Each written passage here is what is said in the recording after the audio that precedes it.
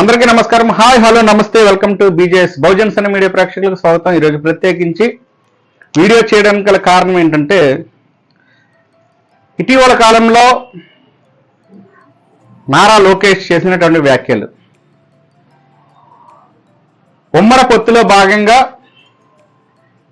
సీఎంగా నారా చంద్రబాబు నాయుడే నాకు కానీ పవన్ కళ్యాణ్ గారు కానీ సీఎంగా చేసే ఆలోచన లేదని ఆయనే ప్రకటించడం అనేది కొంత పొత్తులో ఉన్నటువంటి రెండు పార్టీలకి కూడా ఇబ్బంది కలిగించే అంశంగా బహుజన్ సేన మీడియా భావిస్తుంది.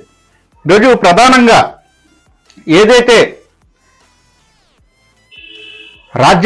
రాజ్యాధికారానికి దూరం అయిపోయినటువంటి కులాలు, ఎస్సీలు కావచ్చు, ఎస్టీలు కావచ్చు, బీసీలు కావచ్చు, మైనార్టీలో ఉన్నటువంటి ముస్లింలు కానీ క్రిస్టియన్లు కానీ కావచ్చు, అదేవిధంగా కాపులు కావచ్చు, సంఖ్యాబలం ఎక్కువ ఉన్నటువంటి కులాలు ఇవి.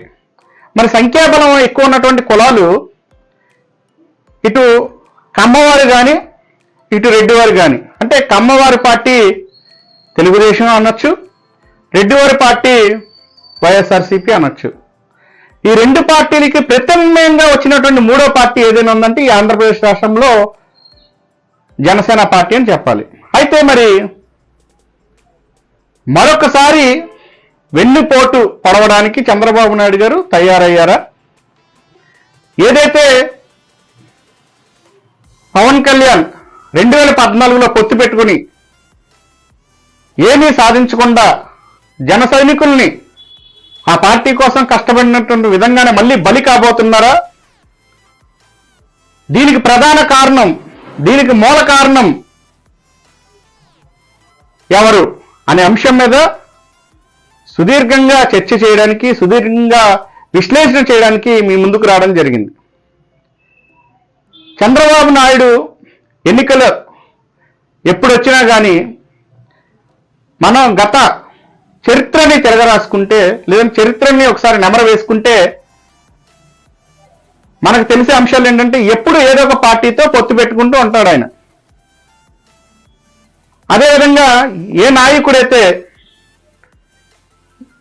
మంచి ఫైల్లో ఉన్నారో, లేదంటే మంచి ప్రజల్లో మంచి పేరుందో వారితో ఎక్కువగా స్నేహం చేసి వారిని పార్టీకి ఉపయోగించుకోవడం ఆయనకి వెన్నతో పెట్టినటువంటి విద్య.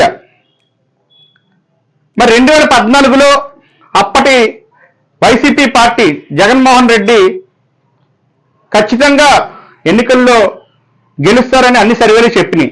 కానీ అనూహ్యంగా అప్పుడే పార్టీ పెట్టినటువంటి జనసేన పార్టీని ఆయన ఎన్నికల్ని వ్యూహంలో భాగంగా పొత్తు పెట్టుకుని, బీజేపీతో పొత్తు పెట్టుకుని మరి గెలవడం జరిగింది. దాని తర్వాత ఆయన ముఖ్యమంత్రిగా 5 ఏళ్ళు పనిచేయడం కూడా మనందరికీ తెలిసిన విషయమే. అయితే మరి అప్పుడు పవన్ కళ్యాణ్ నానా రకాలుగా మాట్లాడారు. గెలిచిన తర్వాత బాలకృష్ణ గారు అయితే ఆ పార్టీ ఒక అలగా పార్టీ, ఆ పార్టీలో ఉన్నటువంటి అలగా జనం అని కూడా అనడం మనందరికీ తెలిసిన విషయమే. సాక్షాత్తు పవన్ కళ్యాణ్ గారు తల్లిని గురించి కూడా ఒక నటి దుర్భాషలు ఆడడం మనందరికీ తెలిసిన విషయమే. పవన్ కళ్యాణ్ గారిని కూడా అనేక రకమైన మాటలు అన్నారు. మరి అవన్నీ మర్చిపోయి ఒక మంచి హృదయంతో, లేదంటే ఒక సోదర భావంతో మరలా 2019లో పొత్తు పెట్టుకోవడానికి ట్రై చేసినప్పటికీ పవన్ కళ్యాణ్ విడిగా పోటీ చేశాడు, తెలుగుదేశం పార్టీ విడిగా పోటీ చేసింది. సరే, 2019 నుండి ఇప్పటికీ వైసీపీ పార్టీ మరి అత్యధిక మెజార్టీతో ఎమ్మెల్యేలను సొంతం చేసుకుని మంచి లీడింగ్ పార్టీగా ముందుకెళ్ళింది. మరి అలాంటి తరుణంలో ఇప్పుడున్నటువంటి పరిస్థితుల దృష్ట్యా వైసీపీ పార్టీని ఢీకొట్టాలంటే పవన్ కళ్యాణ్ అవసరం చంద్రబాబు నాయుడుకి వచ్చింది. అది ఎవరు అవునన్నా కాదన్నా అది వాస్తవం. సింగిల్గా పవన్ కళ్యాణ్ అనే వ్యక్తిని, అతని యొక్క సహాయం తీసుకోకుండా అయితే తెలుగుదేశం పార్టీ గెలిచే పరిస్థితి లేదు. అదేవిధంగా జనసేన పార్టీకి కూడా సింగిల్గా వెళ్తే గవర్నమెంట్ ఫామ్ చేసే అంత శక్తి కూడా లేదు.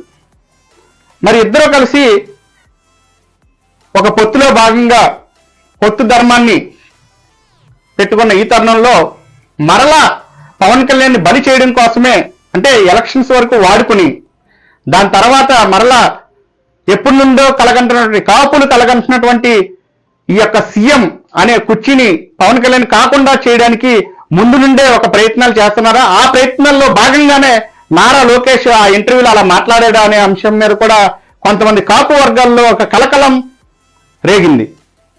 సాక్షాత్తు కాపు సంక్షేమ సేన యొక్క ఫౌండర్ చైర్మన్ అయినటువంటి హరిరామ జోగయ్య గారు కూడా మరి అటువంటి మాటలని మాట్లాడడం అనేది తప్పుగా ఖండించడం జరిగింది. మరి ఈ తరుణంలో ఎప్పటి నుండో ఆశపడుతున్నటువంటి కాపులు సీఎం అయ్యే కళని